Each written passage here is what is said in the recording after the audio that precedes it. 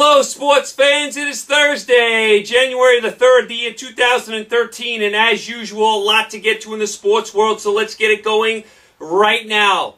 Big playoff weekend in the NFL. We got 4 big games, 4 wild card matchups, 2 on Saturday, 2 on Sunday. Let's get to it right now. Let's start with the early Saturday game. 4:30 on Saturday, that's Eastern time. We have the Houston Texans at home, -4.5 over the Cincinnati Bengals. This is a tale of 2 teams going in opposite directions. At the beginning of the year, after Houston had blown out Baltimore, Houston looked like the best team in the AFC. What has happened since? They've been sputtering. Their defense is getting torched every week. I don't understand what happened to Houston. I know they lost Cushing on defense. I know Joseph has been banged up. But my goodness, Houston has to do a better job than this. They are fading and fading fast. Cincinnati, the opposite. They're red hot. Cincinnati started 3-5. They've gone 7-1 since and finished 10-6. Tremendous job by Cincinnati. At the beginning of the year, if you would have said this would have been the matchup in the playoffs, I would have said Houston would have crushed Cincinnati. Now, I think it's tight. I do think Houston is going to squeak by in this game. I'm not overly confident just because I don't like the way they're playing. I think they're going to win just because they're home. Cincinnati has a very young team. They have very little experience in the playoffs. But this game is tighter than you think. Cincinnati red hot. Houston not. And I'll tell you, for Houston, Schaub and Kubiak, the pressure is on. The pressure is on the Houston quarterback. The pressure is on the Houston coach because they've been given chance after chance. They have to deliver. They cannot go out in the first round here at home against Cincinnati. They have to win this game. I think Houston will take care of business. I think they will squeak through this game. Now, going down the road, looking ahead, I don't like what I see for Houston. If they got to go to New England or go to Denver or go to both, their days are numbered. But I do think they get the job done this week. I think Foster will have a big game. I think Joseph will play. I think he's going to have a nice game. Watt's going to get a few sacks. I think Houston gets the job done. Cincinnati, their defense is playing a lot better. I mean, they were an offensive team at the beginning of the year with Dalton and A.J. Green. We like both of those guys. Their defense is playing a lot better. They have Atkins on D, who made the Pro Bowl. I like the direction Cincinnati is going in. They don't have a lot of experience. They're on the road. I'm going to take Houston, although I do not like what I see from them recently. I'm going to take Houston to squeak by this game. So Houston over Cincinnati in the first playoff game. Let's go to the Saturday night game. Saturday night, 8 o'clock Eastern time. The Green Bay Packers at home in historic Lambeau Field. -7.5 over the Minnesota Vikings. Minnesota just beat Green Bay last week to make the playoffs. That game was in Minnesota. Minnesota has more than tripled their win total from a year ago. Peterson is going to win the MVP. I like Green Bay in this game for 2 reasons. Number one, the big reason they're home in Lambeau Field. If this game was in Minnesota, I would like Minnesota. I like that Green Bay is at home, and I like Rodgers over Ponder in this matchup. I think Ponder is going to struggle on the road. I don't think he's going to have a good game at all. I think Green Bay is going to zero in on Peterson. Remember, Harvin, who's a really good receiver from Minnesota, he's out. That means Simpson, their other receiver, has to really step up. We like Allen on Minnesota's defense. We expect him to have a decent game. But I think being at home with Aaron Rodgers and those receivers, Green Bay is going to put up a lot of points. They're going to do just enough on defense to get the job done. I think Green Bay is going to win this game because of Lambeau Field and because of Aaron Rodgers. Now, there's a lot of things I don't like about Green Bay. First of all, their kicking game is atrocious. Their field goal kicker has been atrocious this year. Let's hope it doesn't come down to him in a big spot. Also, their offensive line, Green Bay, not good. Green Bay's rushing game, not good. I think Green Bay's gone like 50 games without a 100-yard rusher. That's hard to believe, 50 games. I also don't like Green Bay's defense. I mean, their defense is spotty. I mean, Matthews and Woodson have to create turnovers. I mean, the year Green Bay won the Super Bowl a few years ago, their defense wasn't great, but what they did is they created turnovers. Matthews would get a sack, force a fumble. Woodson would come up with a big interception. Green Bay's got to do more of that. I like Green Bay here. Going forward, looking down the road, I don't like Green Bay getting to the Super Bowl, but I do like them here. Lambeau Field and Aaron Rodgers will carry the day. Expect a lot of Lambeau leaps into the crowd this week for the Green Bay receivers. Green Bay beats Minnesota at Lambeau Field. Let's go to the Sunday games. The Baltimore Ravens at home, -6.5 over the surprising Indianapolis Colts, who have done a tremendous job this year. I mean, just a great job by the Colts coaching staff, filling in for their head coach who was out most of the year. Andrew Luck's been tremendous. Now, I like Baltimore in this game because they're home. I've said it all year. Baltimore's a bully team. They play better at home. They're weak on the road. I like Baltimore at home. And conversely, Indianapolis, much better home team. Very shaky on the road. They turn the ball over a tremendous amount of times on the road. Luck, much better at home than on the road. Remember, Luck has no playoff experience at all. This is a really tough spot for Indianapolis to go into. And another thing, Ray Lewis, this could be his last game. He's coming back from an injury. He just announced his retirement. Baltimore will be flying for this game, believe me. And once they start getting ahead in this game, they're going to roll. I like Baltimore in this game to win because they are home. They're a bully team. The Colts struggle on the road. Take Baltimore, -6.5 over the Colts. That's the early game on Sunday. The late game on Sunday, 4:30 Eastern Time. Very interesting game. The Seattle Seahawks on the road, -3 over the Washington Redskins. Seattle, who was 8-0 at home, only 3-5 on the road. They did play a little better on the road at the end of the year, but still, they played better at home. Washington, on fire, 7 in a row, can do no wrong. Robert Griffin III playing tremendous. Shanahan's play calling, tremendous. The running game, tremendous. I don't like Washington's defense. Seattle, I do like their defense. I like their running game. I like their running quarterback. Those things travel well. You can get things done on the road when you do those things. When you play defense, when you have a good running game, when your quarterback can scramble and get some first downs. Very tough game. I think Seattle is better. I'm going to take Seattle, but believe me, if you guys like Washington at home, +3, I could definitely see it. And here's another thing to remember. A lot of these teams that are home underdogs in the playoffs always respond in a big way. Remember Seattle when they were 7-9 and they got a home game and everyone was complaining, how does Seattle get a home game when they're 7-9 a few years ago? And Seattle ended up winning the game. These home underdogs in the playoffs usually play well. I think this is a field goal game. Either way, I'm going to say Seattle nips Washington. I think they're a little better, especially on defense. Wouldn't shock me if Washington won, but I'm going to take Seattle here in a field goal to beat Washington. Very close game. So those are your 4 playoff games. Should be a very interesting week in the NFL. Very exciting time. Good to have playoff football here. I mean, it's hard to believe we're already in the playoffs for football. So those are your playoff matchups.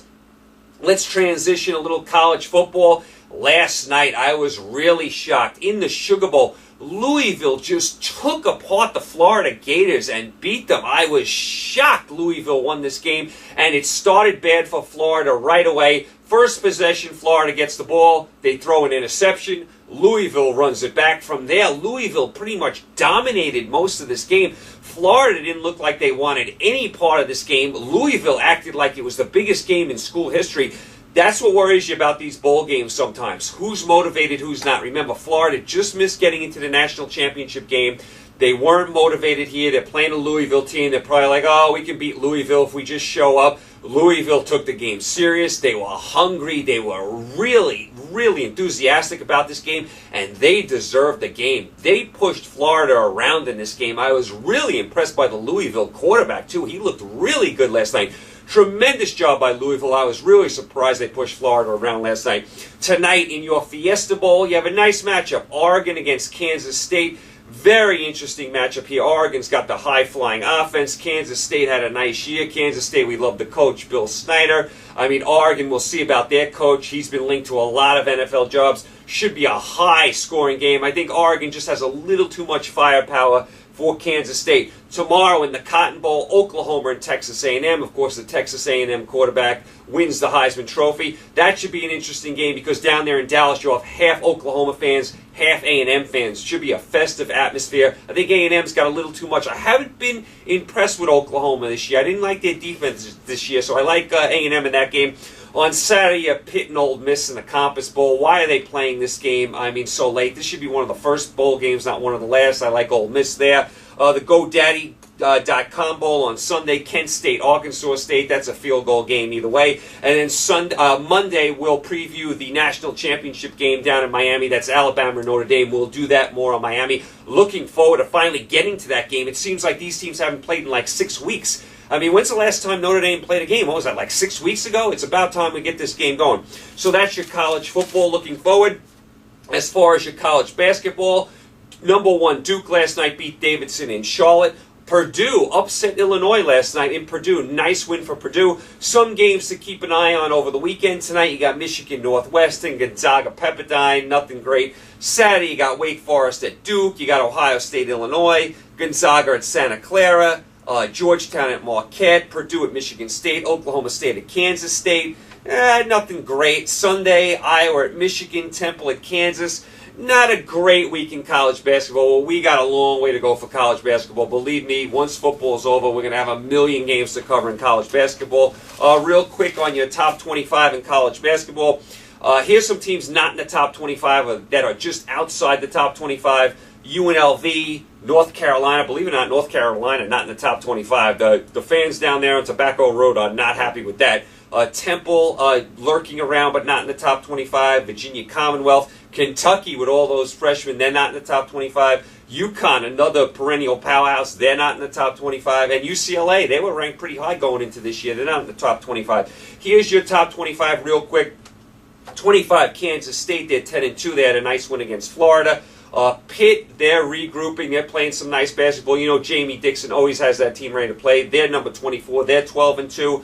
Number 23, NC State. They're 10-2. They've been around 23, 24, 25 the whole year. Number 22, Oklahoma State. They're 10-2. They had a heartbreaking loss to Gonzaga a few days ago. Number 21, Notre Dame. They're 12-1. Nobody does a better job coaching than the Notre Dame coach. Number 20, New Mexico, they're 13-1. That's Steve Alford's team. I keep telling you, if you ever get to Albuquerque, check out the Pit in New Mexico. You will not regret it. One of the best places to watch a college basketball game. Number 19, San Diego State, they're 11-2, doing a nice job. Number 18, Michigan State, 11-2. Izzo always has that team ready for tournament time. Number 17, Butler, there they are again, 10-2. Butler, the darlings again, always get it done. Nice program in Butler. Number 16, Creighton, 12-1. I've told you this a million times. They're a small school. They get a huge crowd out there in Omaha, Nebraska, a surprisingly big crowd. Number 15, Georgetown, they've been 15 all year. They're 10-1. Number 14, Cincinnati, they're 12-1. They just took their first loss to New Mexico. Number 13, Florida, they're 9-2. I actually think Florida is better than 13, but they had two tough losses. They blew a game out in Arizona. They should have won. Then they lost a tough game at Kansas State in the same week. I think Florida is better than 13. Number 12, Missouri, they're 10-2. They lost to UCLA out on the coast last week. Number 11, Illinois, they're 13-2. They lost to Purdue last night. Number 10, Gonzaga, they're 12-1. They keep getting the job done. They're like Butler. I mean, they just keep building the team year after year. You expect Gonzaga to fall on their face at some point, but they just have built a team that is in the top 25 every single year now. Great job by Gonzaga. Number 9, Minnesota. That's Tubby Smith's team. They're 12-1. Tubby Smith can coach. Big Ten is loaded. Number 8, another Big Ten team, Ohio State. They're 10-2. Number 7, Syracuse. They're 12-1. Jim Boeheim, another nice team. What else is new? Number 6, Kansas. Speaking of what else is new, is Kansas ever not in the top 10? They're 11-1. Number 5, Indiana. They're 12-1. Good to see them back in the top 10. Number 4, Louisville. Rick Pitino, one of the all-time great coaches. Number 3, Arizona, doing a really nice job. Had a great win against Florida, a game they were outplayed in, but they got the win at the end. Number 2, Michigan, really good coach in Beeline, and I like the way they play. They're 13-0. And number 1, Duke, they sit that number 1 spot again. No one's had a better collection of wins than Duke. We all love Krzyzewski. So that is your college basketball. Real quick, let's get over to the NBA real fast. Last night in the NBA, Memphis beat Boston in Boston. Boston's really struggling. Boston has too much age. They're really struggling. They're floundering. I mean, I know they give you everything they have. They just don't have enough this year. Miami beat Dallas in overtime. San Antonio blew out Milwaukee in Milwaukee. Utah beat Minnesota. Golden State beat the Clippers. That's the Clippers' second straight loss. Golden State's having a really tremendous year. And how about Brooklyn last night? Brooklyn, a few days after firing their coach, I've been on them. They just got blown out by San Antonio. I said they got to play better ball. I said Darren Williams has to step up. Johnson has to step up. Well, they did last night. They shocked me last night. They went into Oklahoma City, that snake pit, and they blew out Oklahoma City. I know Durant got thrown out of the game. Nice win by Brooklyn. That just shows you they have the talent to compete with teams. Do I think they're a championship team? No, but they should be playing better ball than they are playing. Nice win by Brooklyn last night. That's what we like to see from them. Tremendous win. Looking forward for the NBA over the weekend. Tonight, San Antonio at the Knicks. Very nice game. Minnesota at Denver. On Friday, Chicago at Miami. Indiana at Boston. Houston at Milwaukee. And the Lakers at the Clippers. The battle for LA. It's a game to keep an eye on. Saturday, Boston at Atlanta. Utah at Denver, Golden State at the Clippers. Like I said, Golden State just beat them at Golden State. Now they play in Los Angeles. That's a tough back-to-back for the Clippers. They got the Lakers and Golden State back-to-back. And Sunday, Denver at the Lakers. So that's kind of some of the games to keep an eye on in the NBA. Let's go through both conferences real quick. Let's see who's playing well, bad, all that kind of stuff. We're going in the East, worst to best. Washington Wizards, 4-25. Still no John Wall, which means still no wins. 1-13 on the road. They need John Wall back. Cleveland, 7-25. Cleveland, 3-10 at home, 4-15 on the road. Not much to like about Cleveland. I do like Irving. I like Verja, who's out with an injury. Cleveland needs a lot of work, though. Charlotte, 8-23. They finally broke their long winning streak. It seemed they didn't win a game in a month. They finally won a game the other night. They're 8-23, I should say. I like Kid Gilchrist. I like Walker. They need a lot of work, Charlotte. And Michael Jordan, as an executive, has been terrible so far. Detroit, 12-22. Detroit's an interesting team. We know they're not a good team. They're 3-14 on the road. They're actually 9-8 at home, so they can battle you at home. On the road, they're atrocious. Toronto, they're 12-20. Toronto is starting to play better ball. They're actually 7-5 at home, 4-15 on the road. Toronto is playing a little better. They got off to an atrocious start. Now, do I think Toronto is a good team? No, but they are starting to play a little better. Orlando, 12-19. We don't expect much from them. They lost Dwight Howard. We don't expect much from Orlando. Boston, 14-17. 5-11 on the road. They're an old team, and it is showing. You just hate to see this. You hate to see Garnett and Pierce struggle like this, but, I mean, age catches up to these teams, and it's catching up to Boston. Philadelphia, 15-17, still don't have Bynum. When is Bynum going to play? When he does play, I think Philadelphia can do some things. Until he does, they're a mediocre team. Brooklyn, nice win last night. They're 17-15. We know Avery Johnson is out. We know P.J. Carlissimo is the interim coach. We know they're looking at Phil Jackson and Van Gundy and all sorts of other people. We'll see who becomes the full-time coach for the Nets. Nice win by the Nets. They have the capability of playing good basketball. They showed it last night. Milwaukee, 16-13. I love their backcourt.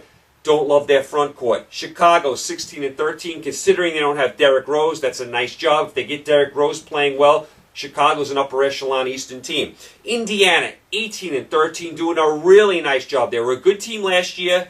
They came out sputtering this year. They played really nice basketball. They have 5 games over 500, and they still don't have Granger. He's still going to be out a while, but when they get him back, Indiana is a solid team. Remember, they played Miami really tough in the playoffs last year. Atlanta, 20-10, doing a nice job with all these new players.